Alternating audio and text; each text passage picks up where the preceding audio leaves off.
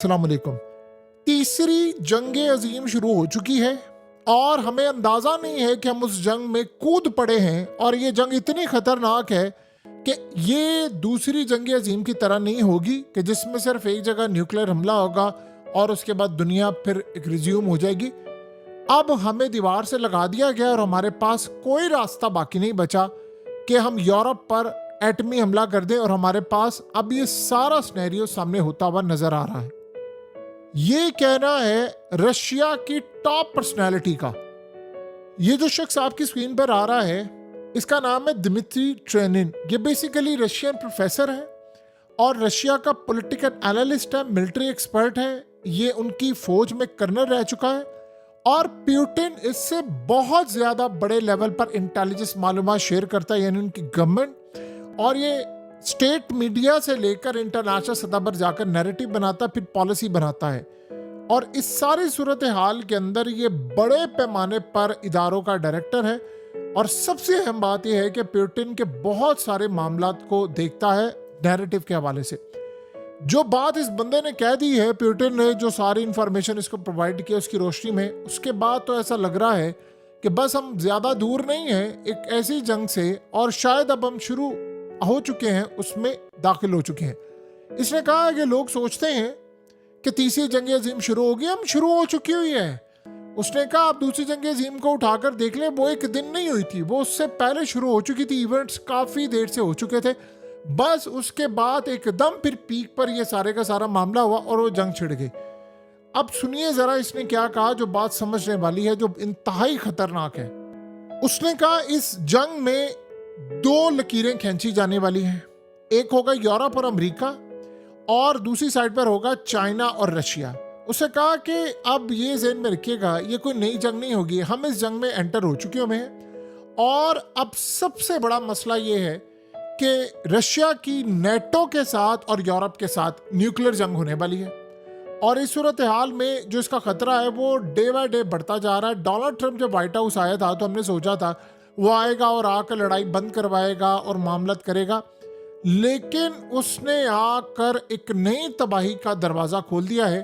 और अब हमें यह लग रहा है कि सारी सूरत हाल में यूरोप के साथ हमारी न्यूक्लियर वॉर होने वाली है, यूरोप के साथ। और आप अंदाजा करें कि इससे बढ़कर उसने ये कहा है कि ये जो जंग होने के लिए जा रही है ये कोई छोटे पैमाने पर नहीं है, इसमें पूरे का पूरा वर्ल्ड आ जाएगा और सारे का सारा निजाम दरम बरम होने के लिए जा रहा है। उसने कहा अब यूक्रेन असल में इस जंग का यानी बोन ऑफ कंटेंशन बनने जा रहा है और फसाद की जो जड़ होगी वो यूक्रेन होगी। और ये जो यूरोप और रशिया के दरमियान जंग होगी वो यूक्रेन, यानी यूक्रेन अफगानिस्तान बन चुका है। बरतानवी और फ्रांस के जो मिसाइल हैं ऑलरेडी रशिया को स्ट्राइक कर रहे हैं, नेटो के इंटेलिजेंस ऑलरेडी यूक्रेन की मदद करी है, यूरोपीय यूनियन की जो कंट्रीज है वो यूक्रेन की फौजों को ट्रेनिंग दे रही हैं, अटैक सारे प्लान कर रही हैं। सो असल में तो यूक्रेन लड़ रहा है, लेकिन पीछे ये सारे के सारे ममालिक हैं जो कि एक बहुत बड़ी जंग में हम सब धकेलने के लिए जा रहे हैं। सो लिहाजा इस सारी सूरत हाल में अब ये नहीं है कि हम जंग से पीछे हट जाए, अब हमारे पास कोई रास्ता नहीं है, हमें स्मार्ट होना पड़ेगा। सोवियत यूनियन के दौर में जो हमने गलतियां की उससे बाहर आना पड़ेगा, हमें अब ये लड़ाई लड़ना होगी और हमें बदतरीन लड़ाई जो कि ऑलरेडी तीसरी जंग अजीम छिड़ गई है, तो हमें अब पेनिट्रेट करना पड़ेगा, हमें वेस्ट में घुसना पड़ेगा, उनको मारना पड़ेगा।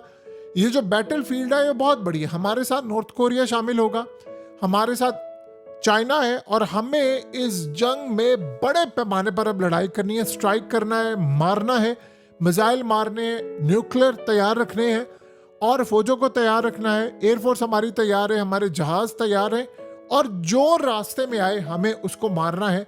अब ये तीसरी जंग अजीम छिड़ चुकी है, अब हमारे पास कोई रास्ता नहीं है सिवाय इसको लड़ने के और सिवाय अब यूरोप को मारने के। जो उसने बड़ी अजीब बात की है, उसने कहा है कि ये जंग न्यूक्लियर जंग में बहुत जल्द बदलने वाली है और हमारा निशाना होगा नेटो की कंट्रीज और यूरोप। अब नेटो में याद रखिएगा अमेरिका भी आता है, तो इतना खुलकर कभी रशिया के अंदर से किसी ने नहीं कहा। यानी आप अंदाजा करें वो प्यूटिन को कह रहा है कि भाई अब हमारे पास जो रास्ते हैं, जो आपने इंटेलिजेंस मालूमात शेयर की है उसके मुताबिक हमें नेटो की जंग में अब शिरकत करना पड़ेगी और हमें अब जाकर यूरोप को और अमेरिका को न्यूक्लियर मिसाइल मारने पड़ेंगे, हमारे पास कोई दूसरा रास्ता बाकी नहीं रह गया। तो यहां से आप अंदाजा कर लें कि कितने बड़े पैमाने पर यह लड़ाई होने के लिए अब जा रही है। और इस वक्त सबसे बड़ा मसला, जो सबसे बड़ी स्टेटमेंट आई है वो रशिया की जानिब से है कि जो इस जंग में पार्टिसिपेट करेगा, जो लॉन्ग रेंज हथियार देगा, मिसाइल देगा मॉस्को को हिट करने के लिए, यानी यूक्रेन को, हम उसको उड़ा देंगे, हमने उसको छोड़ना नहीं है। यानी अब आप सोच लें कि अब डोनाल्ड ट्रंप पर सीधा सीधा अटैक होगा, यानी उसके मुल्क पर अटैक होगा, अमेरिका पर अटैक होगा, और जो सूरत हाल सामने आएगी वो बड़ी क्लियर होगी कि क्या मामला होने के लिए जा रहा है। सो अब ये जो डोनाल्ड ट्रंप ने शिफ्ट किया ना पुतिन के खिलाफ, ये बड़ा क्लियरली है कि फुल वॉर अब होने के लिए जा रही है। आप चाहे पैट्रियट दें, आप चाहे फलाना दें, जो मर्जी दें, अब दुनिया की आखिरी जंग का आगाज ऑलरेडी रशिया ने कह दिया है कि शुरू हो चुका है। हमारे पास अब रास्ता कोई नहीं है। अब वो असल में टारगेट क्या करती कि पहले इन्होंने बड़ी कोशिश की थी हम छुप कर काम करें, फलाना करें, हम खामोश रहें।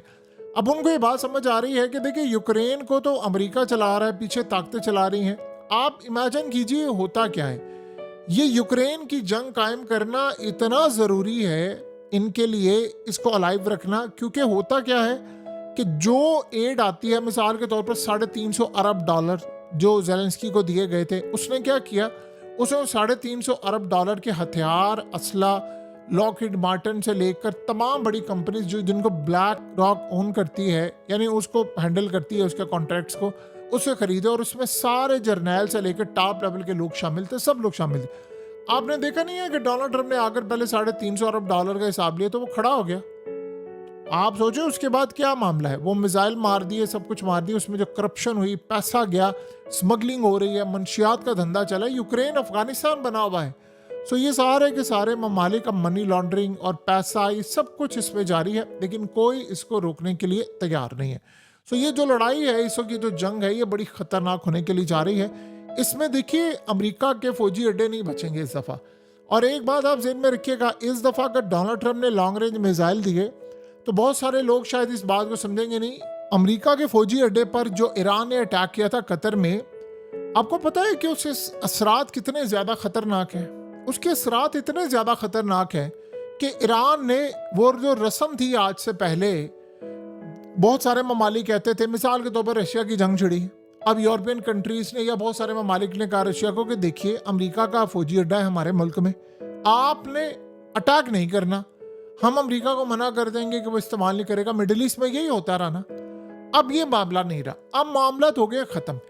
अब सवाल ये होता है कि आपने अमेरिका को फौजी अड्डा दिया, हम उस पर अटैक कर देंगे। अब फ़र्क नहीं पड़ता आप उस अड्डे को इस्तेमाल करवा रहे हैं, नहीं करवा रहे, ये हो रहा है, वो हो रहा है, ये सारी सूरत हाल बेकार हो चुकी है। सो लिहाजा अब कतर पर अटैक हुआ है तो बहुत सारे और ममालिक पर भी अटैक होगा। और यही बात है कि अब रशिया हर जगह अटैक करेगा, चाहे वो अमेरिका में हो, अमेरिका से बाहर हो, जो ताकतें बीच में आएंगी उनको वो अटैक करेगा।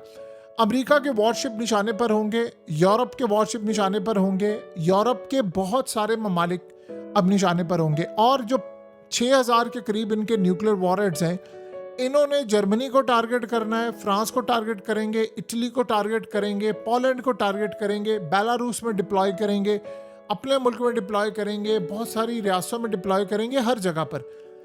एग्जैक्टली प्लान जो किताबों में मेंशन है, हर किताब में खैर और शर की जंग का जो लिखा हुआ है, ये वो जंग है। और इसमें इतनी लाशें गिरेंगी, इतनी लाशें गिरेंगी, इतनी ज़्यादा गिरेंगी जिसका आप और हम अंदाज़ा नहीं लगा सकते कि शायद पूरी दुनिया ने इससे पहले इतना खून नहीं देखा होगा जो ये सब होने के लिए जा रहा है। बार बार अगर रशिया ये बात कह रहा है कि न्यूक्लियर जंग होगी, न्यूक्लियर जंग होगी, तो आप देखिए ना, किसी को आप दीवार के साथ लगाने की कोशिश करें तो आपको क्या लगता है उसके बाद तबाही नहीं होगी? देखिए इस सारी सूरत हाल में जो इजराइल ने काम किया है कि न्यूक्लियर प्रोग्राम तबाह करने की ईरान की कोशिश की है, ये असल में हर किसी ने एक एक रस्म क्रिएट किया और हदें पार कर दी। इजराइल ने अटैक किया, अमेरिका ने अटैक किया, ईरान ने इजराइल को मारा और ईरान ने कतर पर मारा। तो वो जो सारी रस्में थी कि आज से पहले ये काम हो नहीं सकते, वो सारे हो गए। तो ये सारा मामला तो आप सबके सामने है।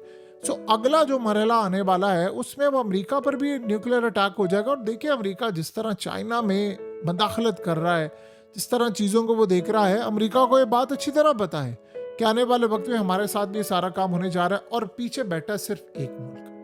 और वो एक मुल्क, उसका नाम है इजराइल। वो दुनिया के अंदर देखिए उनकी बड़ी सीधी सी तालीमात हैं।